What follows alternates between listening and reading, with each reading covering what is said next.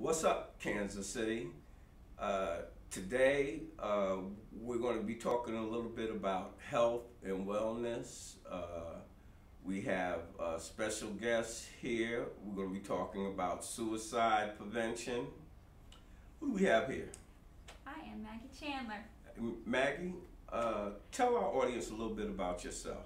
I am the Youth Suicide Prevention Specialist at Tri-County Mental Health. So I work with Platte, Ray, and Clay County. But for Jackson County, there is also suicide prevention resources that is Rediscover would be that suicide prevention resource. I've been with Tri-County for about a year. I work in the prevention department, so I work more with the entire population rather with individual clients.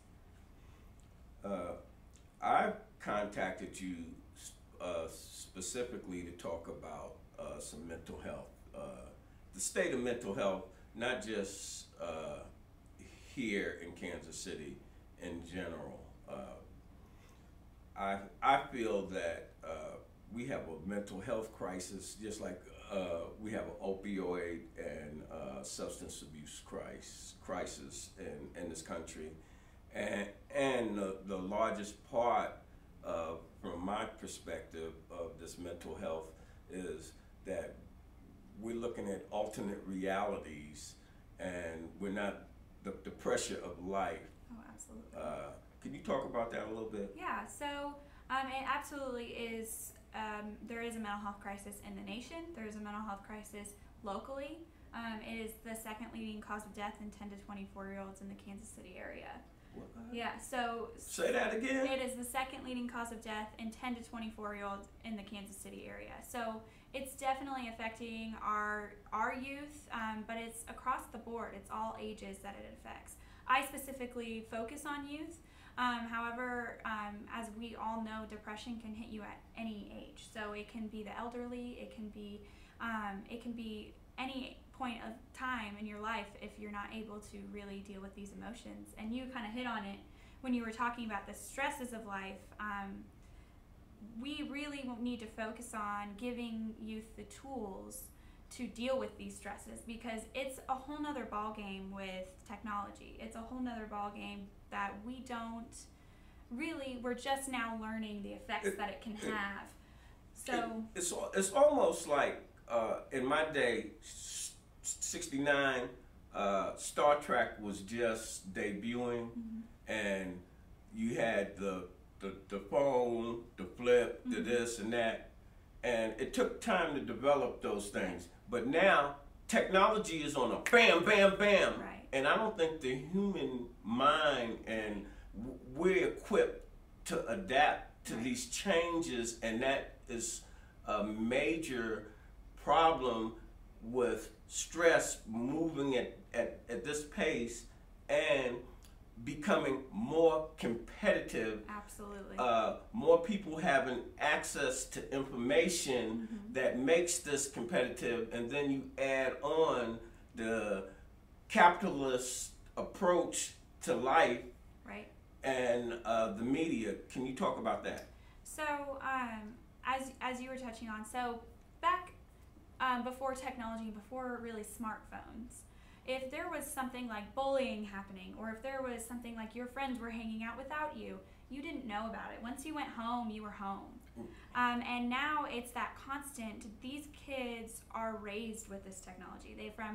As young kids, they open their phones, they have access to all of this information, and that really develops a sense of anxiety. I know that when I speak to counselors a lot, and to adults, it seems like you can unplug it, right? You can turn the phone off and life will continue. Even adults have a hard time with it now.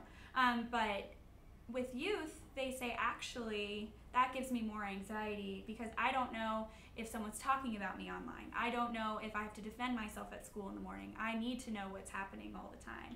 So it's that feeling of, well, do I need to defend myself in the morning, or are they doing things without me, or I need to look perfect, I need to be perceived. But the root cause, the root cause, that's why I'm talking about the system. The root cause of all of this is this capitalism, the need to grow, and when you have such a sophisticated society, these advertisement like the vaping now is finally coming out about the kids. You really didn't hear a whole lot about this vaping for it now all of a sudden to be as large it is, because the sophistication in which we consume information, a lot of pressure. Oh, absolutely. If I buy these Nikes, I'm gonna be like Mike. If I buy this Coach purse, and it's hard to get off. You get on the elevator, you get on the highway. Out of 10 cars, 5 people will be driving looking at their phone. Right. There's something wrong with that. Right, right. And really what it comes down to is, and what we're trying to do is really provide them with other coping skills, because there is an addiction to cell phones. It's adults and kids themselves. But the companies have, this is what I'm saying, they have engineered this addiction. Just like Pavlov's dogs, the stimulus, that's what they're talking to Facebook about. These candy games and what have you, the ching ching. They've spent millions on understanding the human mind and what reaction, and I think that's driving society to some of this mental health crisis. Right. I know that some companies, for example, AT&T, they recognize that there is an issue with technology use, and it needs to be responsible, and it needs to be like everything else with limits on it. So AT&T actually just launched the other day. It's called Believe KC, and it's focused on their main cause is suicide prevention. So they are really gearing their efforts towards raising awareness about technology use and raising awareness about suicide prevention. So they are, in a sense, saying we understand that this is a problem. I can speak to AT&T, but Right. I don't know Right. about the other Well, ones. well, the other companies, and I wasn't just, I'm saying across the board, Right. corporate America is running the country, and the country is really running the world de facto. This is my personal opinion, but yeah, I think they're recognizing it, and they're recognizing it from my perspective because they know they got to look at that profit margin, and they got to look at how the community overall is. You know, it's almost like what we talk the economic thing, but the pressure of climate change, and subliminally, you know what's going on, but everyone is saying this is not going on. Well, right. And it's like, so I go in, and kids have stressors, and you'll ask them what stresses you out. You'll go into a 5th grade classroom and ask them what stresses you out. And a kid will raise their hand and say politics. I don't know anything about it, but I know it stresses my parents out, and it stresses me out, because they're talking about politics and they know what's happening because they have access to technology, they have access to this. So even though we might think it doesn't affect them, it absolutely affects them, and the way that we handle our stress affects them as well. So we need to make sure as adults we're taking care of ourselves and we're managing that in healthy ways, because it definitely affects youth if they're Right. adults. You know, for the last 2 years, I have been trying to get some mental health professionals to come together. I have a league, South Suburban Basketball, and I wanted to put a mental health program together for the parents and the kids, because I don't think a lot of adults really understand that kids are under, you think you under stress, they're under stress, and you deal with youth. But I never could put that together.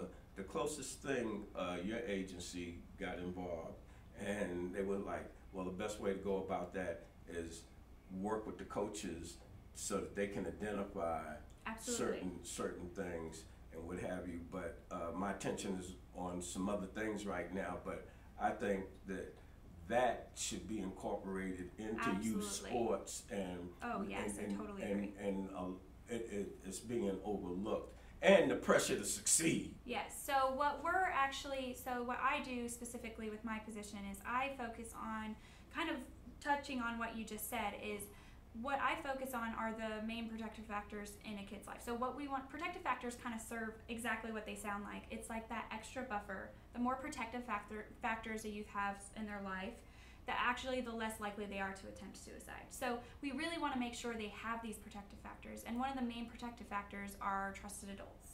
So having adults that they trust in their lives that they can go to and confide in and talk about, I'm struggling, or my friend is struggling and I don't know where to go and I don't know what to do. And really normalizing that conversation and allowing them to say, yes, I do need help. Because sometimes when as adults we say, it's important how you ask the question, right? So it's like if you ask a kid, you're not having thoughts of suicide, right? That just answered the question for them. Why would they answer if you just answer the question for them? So giving adults the tools and kind of the roadmap to handle situations like this, and in doing that, we want to make sure everyone's trained to deal with this. So coaches, whether it be the YMCA, whether it be just anyone who's the Boys Club, exactly, all of them, community organizations. Absolutely, we want to make sure that parents themselves are educated. So our community and our home is what we want to make sure we're educating parents and the community. We want to make sure we're educating schools. Schools are now starting to take a lot of that responsibility on and making sure their staffs are trained and making sure that they have protocol in place and that they provide youth with the opportunity and the resources to seek help. And the youth themselves, because they turn to each other.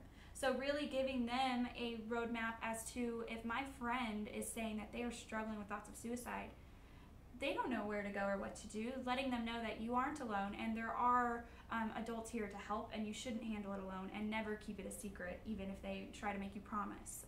Always make sure you understand that this is a secret that we do not make, or a promise we do not make, a secret we don't keep. Give them those statistics one more time.